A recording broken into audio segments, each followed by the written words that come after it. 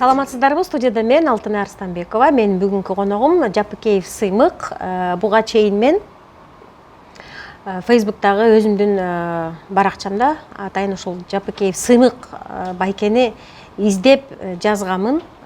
Ошол күнү эле, ошол эле мүнөттөрдө бул кишини тааныгандар мага жазышкан. Бизди жолуктурду, биз сүйлөштүк. Анан ушул кишинин ким экенине мен өзүм кызыктым журналист катары. Анткени акыркы мезгилдерде жарым жыл болуп калдыбы, 1 жыл болуп калдыбы, бул кишинин социалдык тармактарда жазган публикацияларына көп комментарийлер жазылып атат, көп адамдар бөлүшүп атат. Мен ойлойм, ушул Жапыкеев Сыймык деген биздин жарандын Кумтөр жөнүндөгү көтөргөн маселесин көп эл колдоду. Көпчүлүк азыр ушул кишини колдоп аткан учур мага окшоп эле ушул кишиге кызыккандар көп болсо керек. Ошондуктан мен сизди атайын студияга ой пикир көрсөтүүгө чакырдым. Куш келипсиз. Саламатсызбы? Саламатчылык. Анда мен суроолорумду бере берейин. Урушта туруш жок дегендей, сизди чакыргандан кийин мен суроолорум. Биринчи суроом, Сыймык Жапыкеев деген ким? Ата тегиңиз ким? Каяктансыз? Эмне үчүн сиз ушундай бир элдин колдоосуна ээ болуп калдыңыз? Мындай жакшынакай эле тирүү адамсызбы? Же болбосо анткени баягы тааныбаган адамдар ким экен деп кызыгат да. Мисалы үчүн азыр элдин баардыгы Райым Миллионго кызыгып атпайбы? Аны деген жанынан эч ким көргөн эмес да.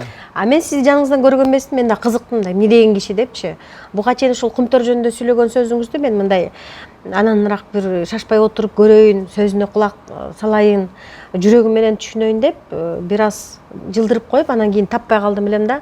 Ошондуктан мен сизге аябай кызыктым. Мага окшоп кызыккандар болсо, мына Сыймык Жапыкеев биздин студияда конокто ой пикир көрсөтүүсүнө куш келипсиз. Менин суроолорума жооп бериңиз. Кимсиз? Биринчи кезекте мен Кыргыз Республиканын жаранымын. Өзүм Ысык көлдөн болом. Ысык көлдө туулгам, балыкчыда туулгам. Бирок Боконбай айылында тоңдо чоңойгом, чоң атамдын колунда. Мен өзүм туулганда эле Жапке деген чоң атамдын колунда чоңойгом да. Чоң ата чоң эненин колунда өскөнсүз? Чоң ата чоң эненин колунда өскөм. Тоң районунда.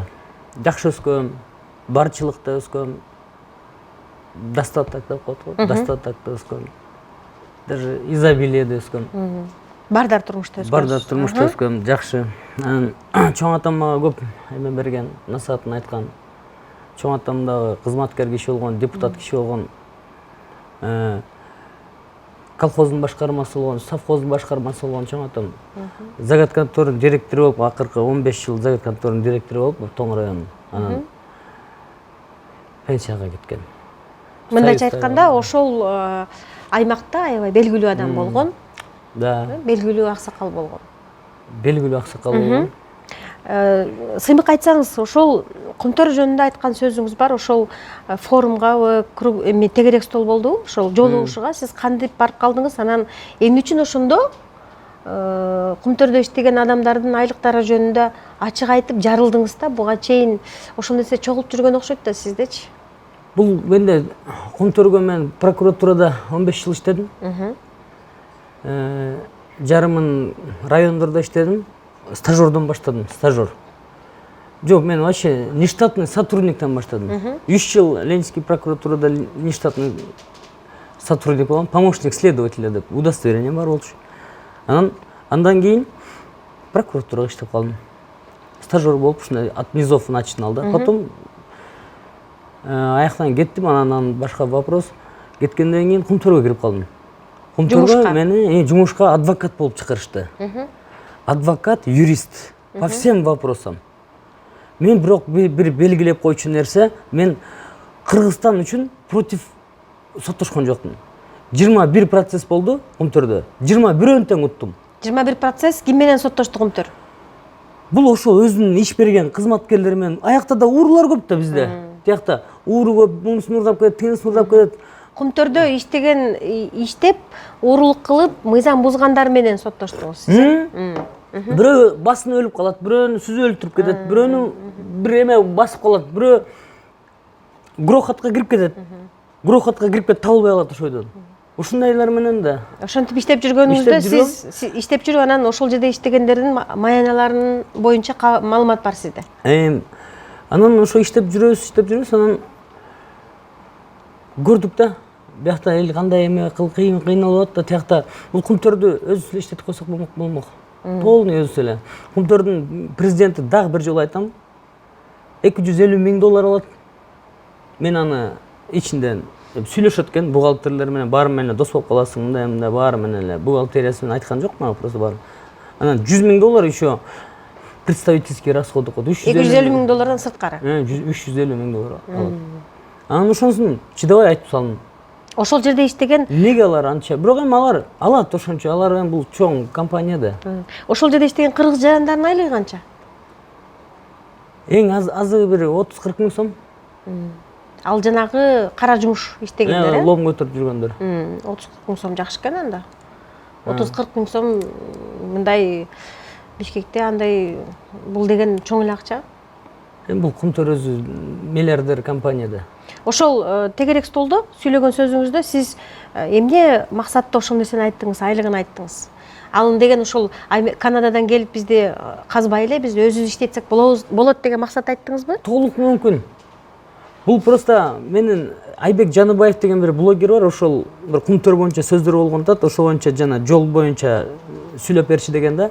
Анан ошол жака барсам, совсем башка жака кетип баратыптыр. Бүт баары денонсация кылыш керек, эми кумтөрдү мынтиш керек депчи. Кыргыздын колуна тийгизбеш керек бул кумтөрдү. Тийсе бүт баарын урдап жок кылып коет бул кумтөрдү. Такыр ошол жерден кашабыз накта ошол жакта чыгат. Сиз айтып атпайсызбы, кайра өзүбүз иштетишибиз керек деп? Өзү иштетсе, только бул жанакы тегерек столдөгүлөр биз иштетебиз деп атпайбы аларчы? Алар иштеткен болбойт, алар мыкка калбаган эмелерми биз? Алар жанагы эме дебейсизби? Жанагы бул специалисттер бар. Чымчык сойсо да касапчы сойсун дегендей өз адистери иштетиш керек дебейсизби? Бизде менин бир жакшы досум бар. Ал 3 ай ЮАРда иштеп келет. 3 ай Австралияда, Сиднейде иштеп келет, 3 ай Монголияда иштеп келет, 3 ай дагы Торонтодо иштеп келет. Ушул досум да жакшы. Ким болуп иштейт экен? Айта албайм атын, менин жакын досум. Жок, ким болуп иштейт дейм. Айтпай эле коюңуз. Менеджер. Ал кумтөрдү кыргыз эле жаран, өзү кумтөрдө иштейт. Ал ушинтип ал кумтөрдү жөн эле багып коймок. Жөн эле андан жакшы кылып бир $50,000 эле багып коймокмун дейт. Мындан жакшы кылып иштетип койгон, өзү кыргыз жаран. Мына прокуратурада 15 жыл иштедим дедиңиз. Кандай себептерден улам кетип калдыңыз эле прокуратурадан? Анан акыркы кезде ошол Facebook'тагы өзүңүздүн баракчаңызга неме деп жазып атпайсызбы? Прокуратурада иштеп жүргөндө мен бул көп саясатчыларга иш козгогом деп атасыз. Ошону ачык айтып атасыз. Эмнеге ошону айтып атасыз ачык? Эмне себеп болду? Кандай максатта? Мен деген генеральный прокуратурада мени деген булардын кланына чак келбейт элем. Бул бизде мындай болуп калды. Тиги генеральный келет, бүт өзлүкүн алмаштырат. Бул эне ушу баарыныкын өзү алмаштырганын мен деген тергөө көзөмөл Кыргызстан боюнча тергөөнүн көзөмөлү болот. Ошондо список бир особо актуальный уголовный делонун баары мен түзчүмүн. Особо актуальный Кыргызстан боюнча особо резонанстный иштин баарын информациясын мен жазчумун. Ошонун баарын мен чогултчумун. Анан мен булардын баарын просто билем да. Ким эмне болгонун баарын билем да. Ким эмне болуп, эмне жеп алат. Вообще бул тойбойт экен биздикилерчи, эч качан тойбойт экен. Нафсиси миллиард берсең 10 миллиард болсо экен дейт. 10 миллиард болсоң 100 миллиард дейт экен. Бул вообще тойбойт экен, особенно биздин чиновниктер. Неме Эмнеге кетип калганым? Бир уголовный дело тергеп аткам. Аякта деген 2 депутат потерпевший болчу. Бирөөсү Кубан Кадыров СДПКдан. Экинчиси дагы бир аял эле, унутуп калдым. Балыкчыда буларды тепкилешкен. 2009-жылы Жогорку кеңештин депутаты. Ооба. Балыкчыда булар деген выборда ошо бир эме болуп, бир ошол жака кармап тепкилешкен булардычы. Анан ошол боюнча потерпевший болуп Кубан Кадыров деген өтүп аткан. Мен тергеп аткам. Ошол боюнча эле бизде бир менин начальнигим бар эле, Жаныбек Салиев деген. Непорядочный начальник беле да. Ошол көсү, ошол боюнча эле принцип, бүт баары принцип. Мен азыр эмеде Facebook'тан кандай акыйкатты айтып атсам, ошо прокуратурадан эле ошентип берчүмүн. Анан мени көп жолу комиссия по этикеге салышкан. Мен көп жолу ушундай бир комиссияларга салышып метод анан мен андай аларга жакпайм. Мен деген зам генеральныйга да кирип туруп, мондай болбойт, мондай дей берчүмүн. Любой зам генеральный канчасы болсо, мыйзам чегинде иш кылам мыйзам дейт элеңиз. чегинде эми аттарын айтпай эле коеюн, бир 4-5 зам генеральный кирип турачу могу болбойт деп. И болбойт, мен мындай болбойт деп койчумун. Мен туура түшүндүмбү? Сиз мыйзам Мени бир да чегинде зам генеральный, бир дагы начальник управления, сен муну кыл, муну кыл деп айта алчу эмес. Мына айт эметсе бетиме коюп берсин. Бир да зам генеральный бир эме. мен туура түшүндүмбү? Сыймык, сиз мыйзам чегинде иштейм десеңиз, жок андай эмес деп, алар өздөрүнчө мындай акчалуу Адилетсиздик. Бүт жерде адилетсиздик. Ушул прокуратура системасы адилеттүүлүктүн туу чокусу болуш керек эле. Бүт жерде адилетсиздик. Ошого каршы Азыр турдуңуз. эл уже президентке ишенбей бартат. Ошого каршы турдуңуз. Эл ушул эме деле азыр президентке да ишенбей бартат. Мына райым миллион боюнча бир үн катып койгон, бирөө жок. Бүт барып отурат. А тиякта деген кармушкасынан айрылган Атамбаев муну топит, бул тигине топит. Муну ким кылды бул райымды? Атамбаев кылды да. Атамбаев ушул система мен ушуну ар дайым айтам, ушул система таможня эң биринчи Керексизов баштаган. 95-жылдары эле Керексизов, кошелек деген бар болчу. Кошелек. Анын баары революциядан кийин жоголуп кетти. Кошелегі да жоголду, бүт баары жоголду. Анан таможня 5 жыл туурараак иштеди Бакиевдин малында. Бакиевдин малында бир да таможняда серый кардинал жок эле. Анан Атамбаев келди, ушул райымды рельсига коюп берди, бүт ачып берди пост. Эми райым каждый Баткендин эмесин ачып бербейли да. Тигин ачып берип, жалгыз иштебейли да буну. Өз адамдары бар. Бүт биякта 100дөй адам бар. Бүт баары ачып беришти, бүт баарын эмес беришти. Жолго Атамбаев коюп берди. Өзү айтып атпайбы, мен эч ким эмес элем, мени Атамбаев райым миллион кылды атпайбы. Атамбаев алып келди, бүт баарын эметип берди. Бул системаны деген ук-муш ачып салды. Казакский премьер-министр ыйлап эле, 5,5 миллиард долларга банкрот болдук биз деп. Таможня союз. Анан жыл сайын ушундай болот. Анан райым миллион эмес, миллиард болуп кетиптир да. Ошогону сиз кайдыга карап тура албайсыз? Кайдыгер караган менен эмне биз айтып атабыз, мына элден айтып атабыз. Бул боюнча эч кандай иш жок. Эч ким сүйлөбөйт. Бияктан Совет Безопасности райым миллион боюнча давно эме коюш керек болчу. Вопрос коюш керек болчу по существу. Детик Дамир деген неме бар, ошол жактачы Совет Безопасности. Мен жакшы тааныйм Дамирди. Ошол эмеге коюш керек болчу. Дамир эмени, райым миллионду, бүт баарын Атамбаев, Сатамбаев баарын коштуруп эмеге коюш керек болчу. Эмне, зачем бизге Совет Безопасности? Эмне кереги бар? Катани деген бар ошол жакта. Эгерде кое албаса, эчтеке маселе кое албаса, эчтеке эмете албаса, эмне кереги бар алардын? Сөзүңүзгө аралчы. Кийинки суроо. Сыймык шайлоого баардыгы эле аттанып атат. Сиз ошолордун катарында барсызбы? Мен ал шайлоого азыр бартам же эметип айта албайм. Анткени мен элге ишенбейм. Неге? Анткени менде андай тыйын жок. Менде каждыйына $100 берип, 10 000 сомдон берип, мен мисалы бир шайлоого катышып калдым да. Мен могу сахарым диабетим атпайбы азыр. Постоянно ушуну ичип туруп оозум ооруп калат. Бир районго барсам, 5 семья, 5 эме член семьи да. Бешөө иштеп атыптыр. Эң эле өмеси республика иштеп атса, бул 15 000 сом берип атат айына дейт. Анан кийин өнүгүү бирдеме ал 7 000 10 000 берип атат дейт. Анан тиги бир бол берип атат дейт. Тиги Кыргызстан, анан эң эле арзы Атамекен берип атат дейт, $100 дейт эмегечи. Анан ушул бешөө мындай колунда список бар экен, баарын паспорт менен, аттык серини бүт бар экен. Анан бешөөнү көргөзүп берет экен ошону. Бешөөнү көргөзүп берет экен. Анан бешөөнү иштейт экен. А бирок эч кимге иштебейт экен на самом делечи. Бүт баарынан акча алып эле, анан берген акчасын 1000 сомдон 500 сомдон таратып, ушу менен кайра эле ушул болот. Ушул эмени мугалимдер ар дайым ыйлайт. Ушул жерден айтып коеюн, мугалимдер, биздин жашообуз мындай, биздин жашообуз мындай. Ошого өзүңөргө чала. Бүт Шайла дегенде барып шайлап беришет. Бүт участковый избирательный комиссиянын баары эмеде школдордо. Бир 90% школдо, жана вуздарда, университеттерде, ушундай эмелерде да, эч Нацбанкта жок да, мисалычы, избирательный участок туурабы. Бүт баары директор школдор, ушуга жеткирген директор школдор. Ушу мугалимдер ушуга ыйлабасын. Биздин жашообуз начар мындай деп ыйлабаш керек, биринчи очередь мугалимдер. Анткени директор школ председатель избирательный комиссия болуп калат атпайбы, мисалычы.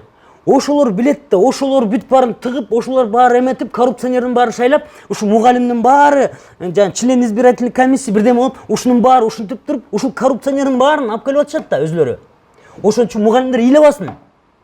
Мугалимдердин колунда, бул директор школдун колунда, директор школ бүт баарын айтат экен. Эгерде буга Атамбаевка шайлабасаңар, же Сооронбайга шайлабасаңар, Шариповичке, же буга шайлабаса, же Бакиевке, же Акаевка шайлабасаңар деп отуруп, ушуга мугалимдер алып келген. Мугалим директор школдор алып келген ушуга. Ошон үчүн директор школдорго чала ушундай, мугалимдерге чала ушундай эменин баарын алып келген. 1000 сомдон алып алып. Сиз депутаттыкка барасызбы? Эгерде барабыз, Кудай буйрса барабыз. Барабыз. Просто элге Калоо тилек барбы? Калоо тилек эмне? Каждый жаранга айтат элем. Каждый жаранга коррупцияны өзүбүз баштап атабыз. 1000 сомдон эмнеге 1000 сомдон алабыз? Индюк 2000 сом турат. Ошондо сиз бул менен эмнени айткыңыз келип атат? Мен акчам жок. Акмакпыз. Ошон үчүн акмактанып алып алабыз акчасын. Бул акмакчылык, бул деген взяточничество, взятка. Бул деген берген да туура эмес, алган да туура эмес. Бул акмакчылык, бул деген государствону 1000 сомго сатып жатышпайбы? Сымык, анда эмесе мындай кылыңыз. Элге кайрылыңыз азыр ушул мүмкүнчүлүктөн пайдаланып, сизге ушундай мүмкүнчүлүк берели. Урматтуу шайлоочулар, 2020-жылы ушул эле состав келсе, ушул эле мындай эменин баары келсе, депутаттын баары, бүттү анда бул эмеден такыр эме жок. Өнүгүүдөн үмүт үзе берели. Эми 6 партия келди. 6 партия эмне кылды? Кимиси эмнесин аткарды? Мына мен калпычы эмесмин. Аткарган жок. Кимиси эмнени аткарды? Эчтеке аткарган жок. Анан кайра эле ушулар 100 доллардан берсе, кайра эле ушулар шайласа болбойт. Сиз акчаңыз жок, бирок деген ушул акчасы жок, акча албай эле жүрөгүңөр менен шайлагыла деп өзүңүз чакырып таштап атасыз. Жүрөгүм менен мына мындай да. Мисалы мен Альфа деген партиямын деп коеюн, Альфа деген партиямын. Мисалы, ошол партия мен каждый йынан 15 миллион доллар таратып келдим ушул. 15 миллион, 20 миллион долларды баарына бердик, утуп келдим. Мен 15 миллион доллар банкрот болбодумбу, элге берсе болбодумбу? Ооба.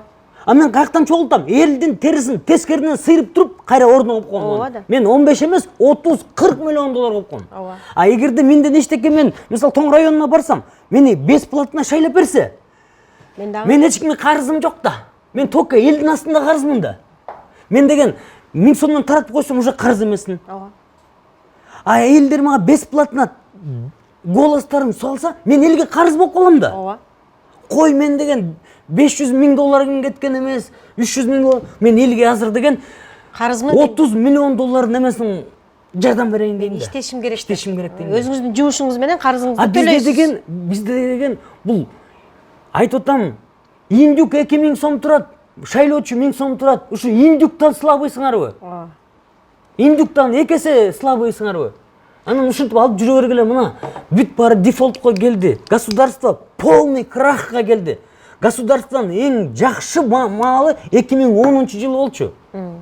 Мен Бакиевтер эч ким эмес мага, мына мен тоңдон болом, такыр байланышым жок. Просто экономиканын өсүшүн айтып атам, ошондо таможнянын ошол кезде түз иштешин айтып атам. Ошондо таможня түз иштегенде батыл акча чогулуп калганда, ушунун баары чогулуп калып, гез салды, тиги салды, бул салды, толтура жолдун баарын салып, көп иштер кылып да. Айлыктар эме теги пенсия көтөрүлгөн. Пенсия көтөрүлгөн. Пенсиялерге акча кошулган. Депутат болуп калдыңыз дейли.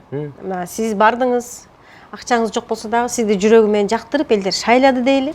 Депутат болуп барып калдыңыз, ошол кайсы маселени көтөрөт элеңиз? Биринчи суроо. Экинчи суроо. Сиз ушул прокуратурада көп жылдан бери иштедиңиз, ал жактын кухнясын жакшы билип калдыңыз. Ошол мыйзамдуулуктун кайсы жагын оңдош керек? Кайсы мыйзамдарды оңдош керек? Барып калсаңыз кайсы мыйзамдарды оңдойсуз? Кайсы жаңы мыйзамдарды жазасыз? Кайсы маселени көтөрөсүз?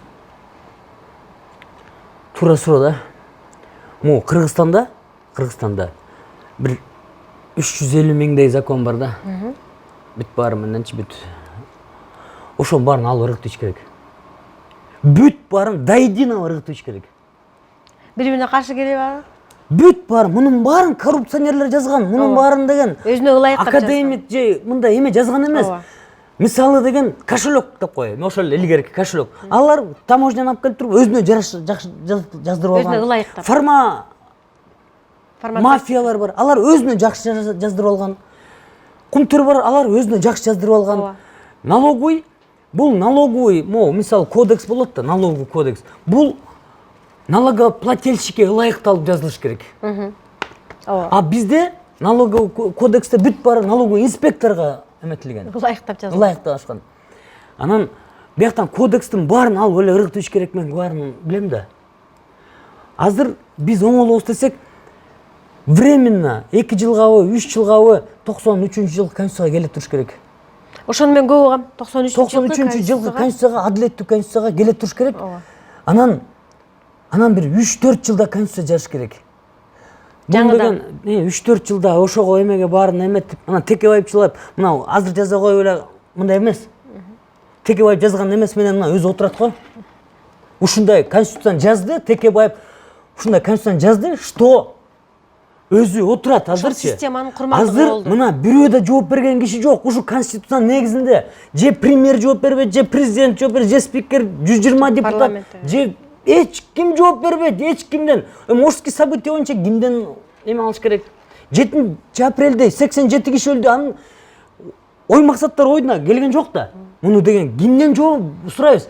Мен мына прокурорский работникмин.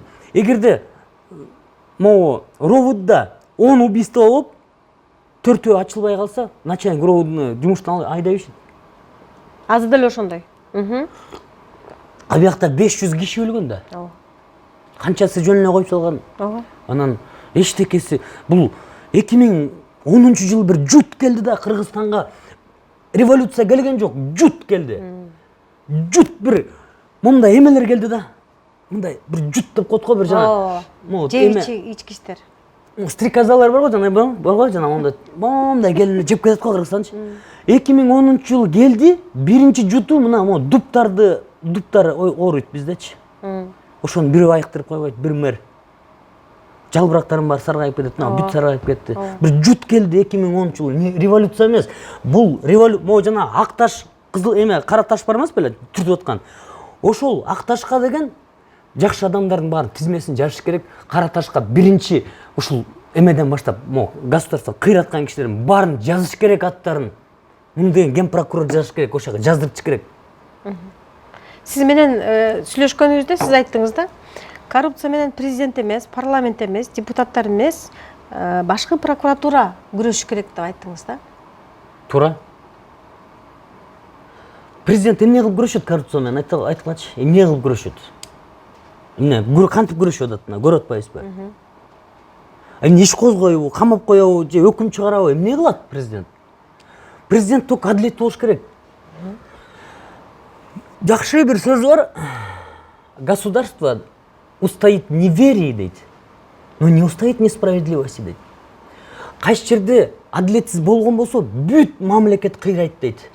Римский империя адилетсиздиктин артынан эле кыйрап кеткен. Византийский империя адилетсиздиктин артынан эле кыйрап кеткен. Османский империя адилеттиздиктин артынан эле кыйрап кеткен. Мына Темирландын адилеттүүлүгү канча урпактарына чейин кетип, 500 жыл алардагы башкарышкан. Анан баарынан адилеттүүлүк кетип эле. Бизде деген ушул Кыргызстанда такыр адилеттүүлүк жок экен. Ушул адилеттүүлүктү Акаев өлтүрдү баарын. Ушул баары жакшы кылып туруп мындай сонун эмеден СССРдин лодкасынан түшүп калганбыз, жакшы жаңы лодкага отурганбыз, сонун алып кетиш керек эле. Бүт баары Акаев өлтүрдү баарын. Бүт өлтүргөн Акаев. Скорня өлтүрдү.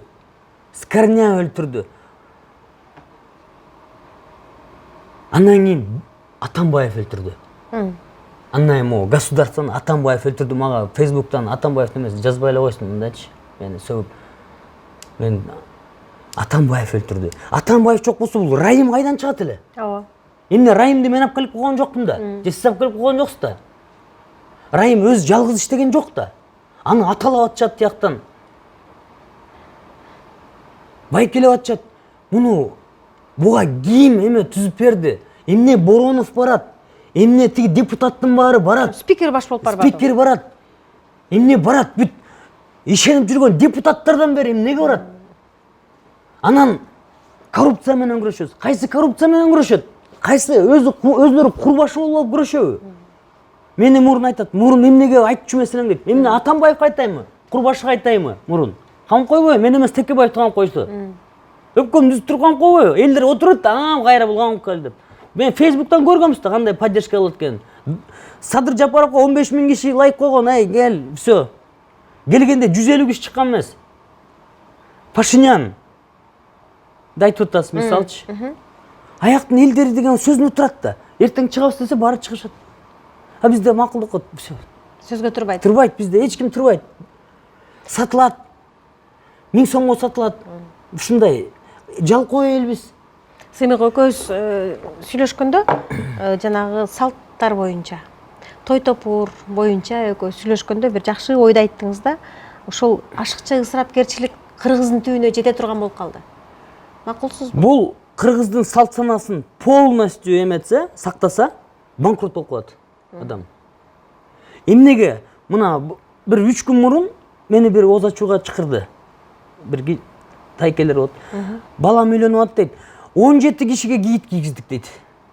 Аларды 17 кишиге кийит кийгиз дейт. Анан кийит кийгизип атып, бош жерден уруша кетишиптир. Сен мага вообще левый эме берип коюп турсуң, мындай берип коюп. Анан бизде чапандар бар. Мо нацкомитеттин эмеси боюнча, мо чапан бар го жана бакай калпак анан чепкен. Ошо 20 миллион доллардын ошо товары крутится, чапан калпак, аны эч ким кийбейт. Бири-бирине берип коюшат. Алып барып берип коюшат. Аны 17 кишини зачем бизде деген монтип эле. Мен балам мен дейт, эмне 18 жашар балаңды үйлөнтүп атасың дедим. Эмне 18 жашар балаңды үйлөнтүп атасың? Десем, мен дейт, мен да көп жерге берип салгам дейт.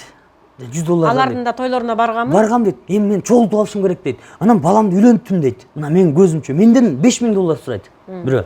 Мен баламды үйлөнтүп коеюн дейт. Анан берген жокмун мен. Эмнеге берем дедим, эмнеге берем? Балаң 18ге жаңы чыкса, анан балам мен баарын кайра чогултуп алышым керек деп, баласын үйлөнтүп, алар да 15 кишиге кийит кийгизишип, алар киргизип, ачуу азар, айланайын, анан кыз узатуу, анан тигинде мындай. Ошол бала үйлөнгөнчө 4-5 жылга союлуп кетти. 2 айдан кийин ажырашып кетти. 2 айдан кийин ажырашып кетпеди экөө. Экөө ажырашып, свадьбаны өзүнө эле столго эле $25,000 төлөдүм деп аткан. Стөлүнө эле. $25,000 стөлүнө төлөдүм. В общем, баш аягы $50,000. Ошондо жанагы мурун берген акчаларын чогултпай калыптырбы? Кыргыздын бизнеси той бермей экен. Андан башка акылы жетпейт окшойт. Мындай көп акча толтура в мире. Көп иш кылса болот. Биздики мен сага бергем, сен мага бербей койдуң. Ушу менен ушуп атышат. Тойду надо прекратить. Бирок сыймык айтсаңыз, мындай прекратить деп тура айтып атасыз. Токтотуш керек. Жок, мисалы бирөө мага чалат. Ысырапкерчиликти токтотушубуз керек. Бирөө мага чалат. Мен бир байке, сен жеңеңдин 55 жылдыгын берип атам, тиги свадьбага эме ресторанга келип калат. Жеңемде бир алыскы жеңелер бир. Ал жеңемдин 55 жыл менен эмне жумушум бар? Балам тушол тоюн берип атам дейт бир. Ал баласы менен мен эмне жумушум бар? Ал баласын өзү эле берсин да, өзү эле. Бирок кыргыз ошондой алыш бериш катташып жүргөн да, анан ага биз кантип каршы чыгабыз? Жылына $2 миллиард той өткөрөт экенбиз. А канчага эме билимге кетет билесиңерби? Ошон 1%, 2% кетет билимге. Анан ошондой болбойт, андан баарынан эметиш керек, чыгыш керек. Сыймык, сиздей салт санаага, ашыкча ысырапкерчиликке каршы адамдар көппү же азбы? Көп азыр уже. Мисалы, бизде кыргыздар түрүбүздө вообще сыйлашпайт экенбиз. Вообще сыйлашпайт экен. Мен көрүп атам да, мен папам деле ооруп атат азыр. Ооруп үйдө жүрөт, инсульт болгон, мисалчы, туугандар келип, метишпейт да. Анан өлсө, сразу 5-6 жылкы союшуп, баары ош жерде минтип калышат. Бу это подлость. Түрүбүздө сыйлаш керек. Өлгөндөн кийин аны сыйлабай эле коюш керек. Өлгөндөн кийин 5 жылкы союп, аны сыйлабай эле коюш керек аны. Бул подлость. Мисалы мына, бизде көп ненужный жерге кыргыздар расход кыла берет экен. Менин Дунларов Шавар Маниевич деген бир тууган жездем бар болчу. Өлүп калган, раматылып. Дунларов деген. Мос Дунларов бар эмес беле, ошол салганда. Мен эжемдин күйөөсү болчу анан. Ошол өлдү. биздин көзүбүзчө өлдү, мындай спокойно жатып эле мүнөттөн эле өлдү. Сразу алып келип эле ваннага алып кирип жуушат экен. Сразу кепиндешти. Берсе 2 сааттын ичинде. Анан Бишкектен Токмокко ушундай 140 менен барышты. Бир жиптерге салып алышып. Кайсы маал эле? Жаз, кыш, жай? Алар да все равно гасып кот экен эме дуңгандарда. Бир 5-6 эме гасып кот экен, гөр гасып кот экен. Анан барып эле көмүп салышат экен. Көмүп салып эле бүт ош жерден эле тарап кетишти бүт баары. Эч ким ресторанга Той сойгон жок, чай ичкен жок. Индик сойгон жок, кой эмес. Эми ал Дунларов деген мен жездем да. Ал аябай олигарх киши да, дуңгандардын эң бай кишиси да. Ал 20 жылкы сойсо деле жарашат эле да. Ошол дуңган улутунун салтын жактырып атасызбы сиз? Бул исламдан келген ал. Дуңгандыкы эмес, өзбектики эмес, өзбектики да ушундай, тажиктики да ушундай сразу коюшат. Биз эмнеге 3 күн эметебиз? Жок, тиги 3 күн кармаган себеби бала чакасы коштошуп калсын дегендей максатта 3 күн күтүшөт да. Алыстагылар келип калсын деп. Илгери ошондой болчу да. Туура эмес ал. Туура эмес. Ал коштошуп ал адам жүрөгүндө болуш керек да анычы. Жүрөгүндө болуш керек. Анын атасынын жизни көрүшпөйт, анан өлгөндөн кийин Америкадан мен келтам деп калышат мындачы. Мисалы мына өлгөн адамды мына ошо Дунларовду до конца айтып берейин. Коюп койду мынтип эле бүттү. Бир кирпич коюп коюшту. Бир 2 кирпичти мындай коюп эле для эме коюп коюшту. Для опознаниячы.